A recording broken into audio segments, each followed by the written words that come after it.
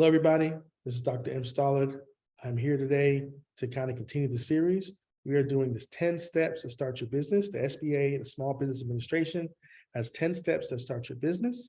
The first step is to conduct market research. So you should definitely check out that video if you haven't done so. Step 2 is to write your business plan. That's really an important and a crucial step. Now, a business plan is a document that details your company's goals, the objectives, and how you plan to achieve those goals and those objectives, okay?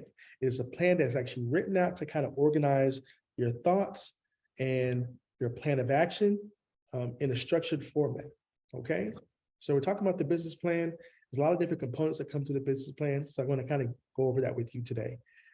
So the first part is the executive summary, right? So it briefly tells your reader, right, or the person that's reading your document, why your business is successful, right? But more importantly, it highlights every section of your business plan in a shortened form.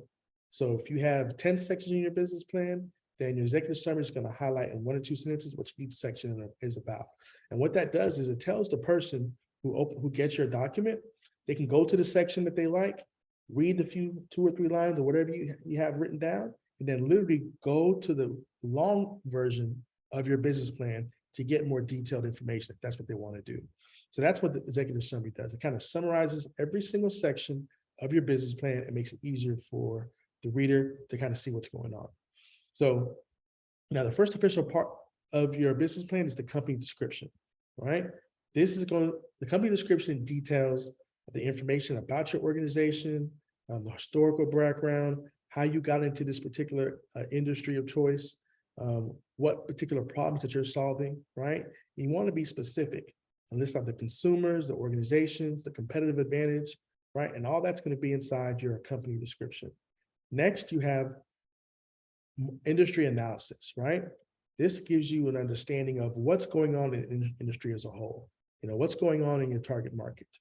It's competitive research that shows you what other businesses are doing and what their strengths are inside market research. Look for the trends and look for the themes, right? What do successful competitors are doing, and maybe the ones that are further down the line than you, what are they doing, right?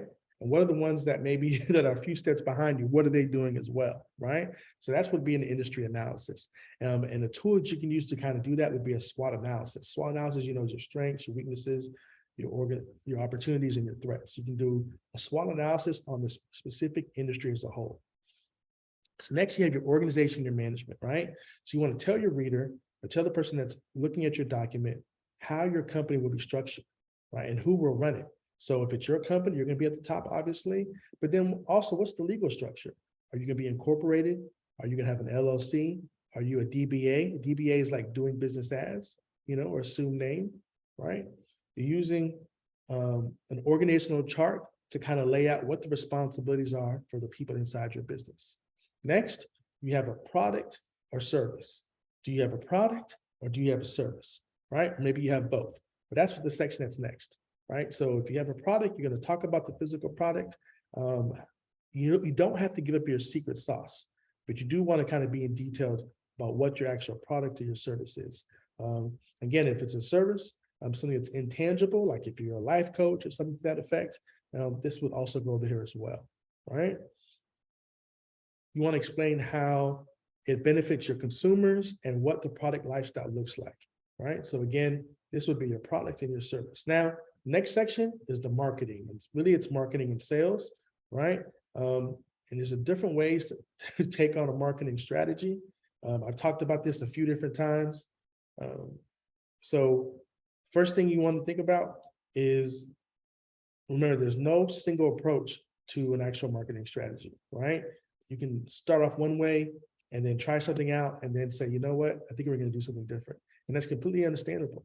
That's exactly what ends up happening time and time again when it comes to the marketing, when it comes to the sales inside your organization. So a few things to kind of think about is you want to add, like, what is your product or service? Obviously, that's kind of in the previous section, but then who are you going to market to, right? Who are you going to market to?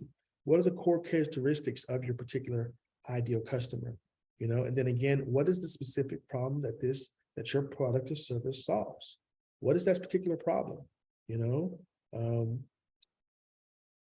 how are you going to provide that product or service? What is your message? What is your key message? Are you yelling out, articulating that message on a consistent basis, right? Remember, consistency is key, okay? So your goal in this section is to describe how you'll attract and retain consumers. You also describe how a sale will actually happen. What does that look like? Are you selling it online? Do you have a pop-up shop? Do you have a physical store? You know, what does that look like? So next, the funding request. Is there an actual funding request? Do you have actual monies that you're actually requesting? So this is important, especially if you are requesting money from like a bank, right? Or a credit union, right? What is the actual funds that you will want to, do you want to request? But that also means that the next component is going to be your financial projections. And this is usually the last component of your business plan. What are the final projections? It means how much money do you plan to make 3 months from now, usually 6 months from now, a year from now, and then from that point on, you usually do 3 years and then 5 years, and then if you want to do a 7th year, you can, right? So that should be pretty detailed.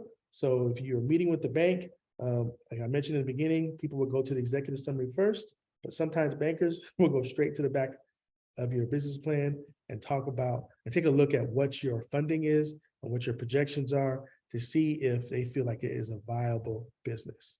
So those are the main components of your business plan. I hope this was helpful to you. If you have any questions, definitely feel free to reach out. So again, today we're just talking about your business plan and give you some direction on how to articulate that and how to write that in your business plan. Again, if you have any questions, please let me know. And